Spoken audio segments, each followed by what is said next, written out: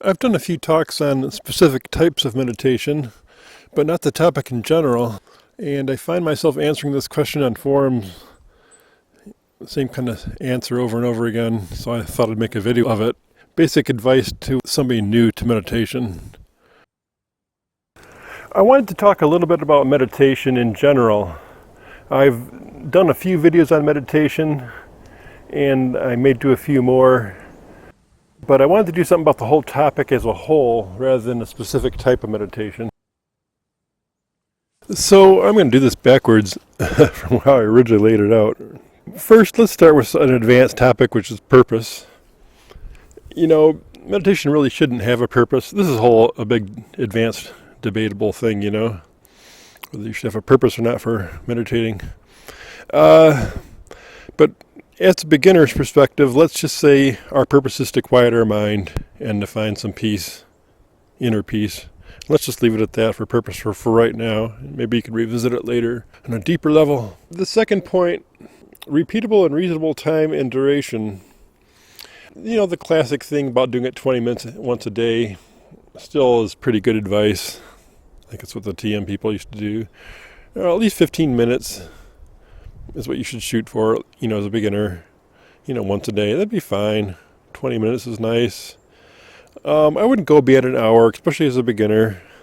Even if you break it up to 2 half-hour sections, I wouldn't go beyond an hour total. And maybe get yourself a good overall symbol. An overall symbol to identify meditation by, just in your own kind of, well, that's a strange way to think about this, but some people use the idea of an oasis, relief, whatever's relief to you. I think of it as a pond, maybe in the middle of the woods somewhere, hidden away where I can be alone and secure, and the water's comfortable and clear and clean, and I've always got a foot in it. I've always got a foot in that puddle right behind me, and I can go there whenever I want. Anyway, I kind of like a good overall symbol for what you're going to think of as meditation. And now getting more into it, don't stress if you can't completely stop the mental chatter in your mind. You're not going to do that. And the more you struggle with it, I can't say, maybe if you have a real strong iron discipline, maybe you can force your mind to shut up. That's not really what you should be doing. It shouldn't be about force. It should be about opening up and relaxing, in my opinion anyway. So don't stress if you can't stop the mental chatter completely.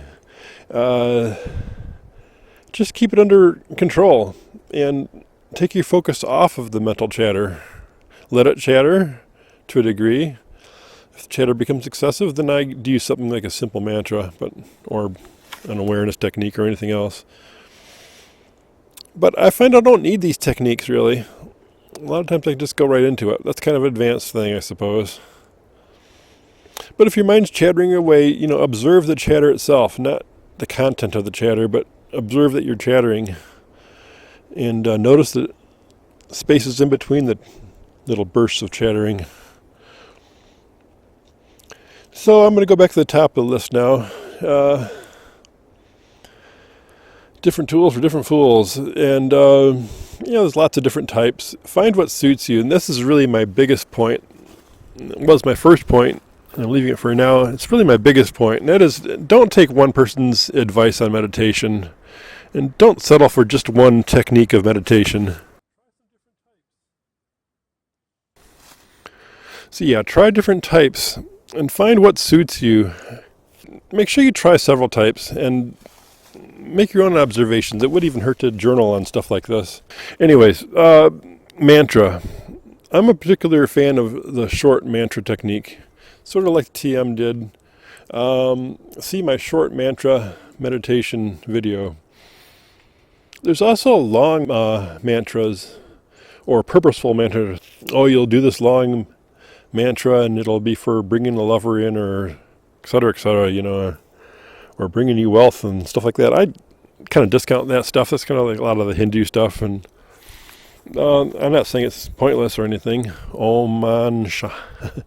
Anyway, there are some really nice ones. Oman Padni Hum, something like that. But yeah, there's some really long ones, and a lot of them are for purposes, to get you find yourself a lover or this or that.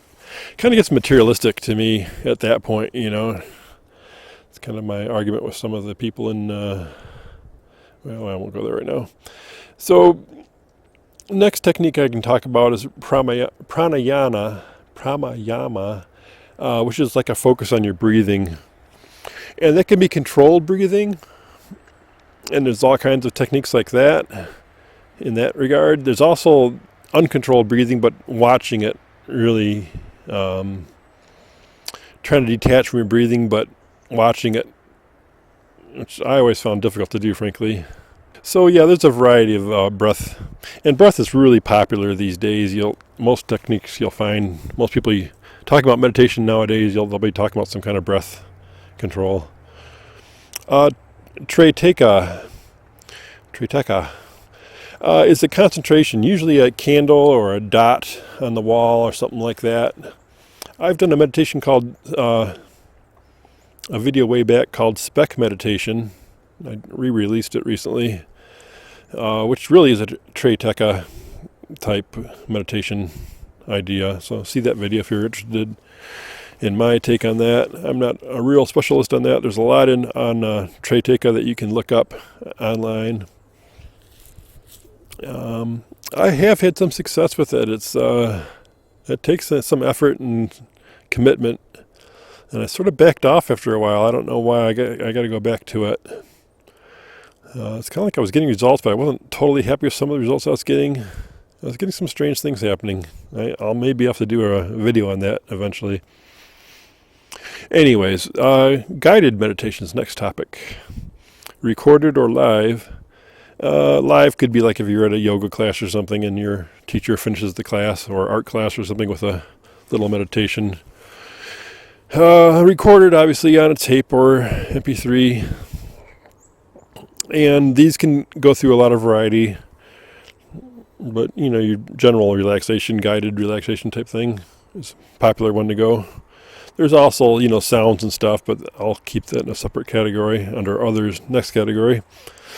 And others will be sounds. It could be recorded, hemi-sync, stuff like that.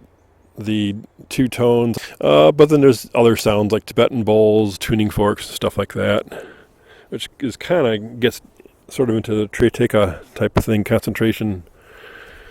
And you're basically there. Are you in the silent observation? Are you focusing, or are you fuzzing out? And that's a general thing that is kind of get beyond the scope of this for right now. Right now, I want you just to fuzz out, I guess.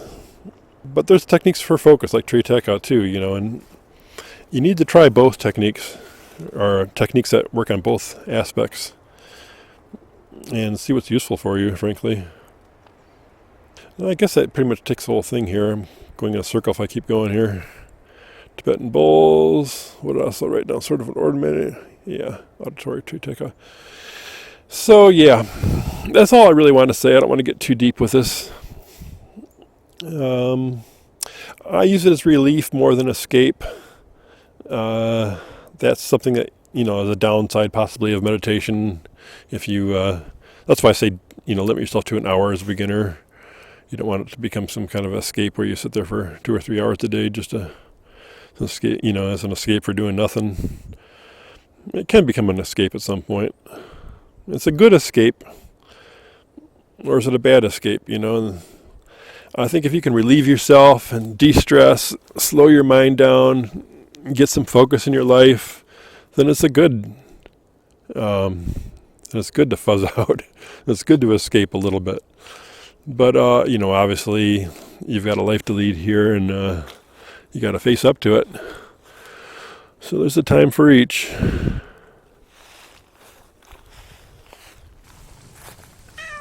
Thanks.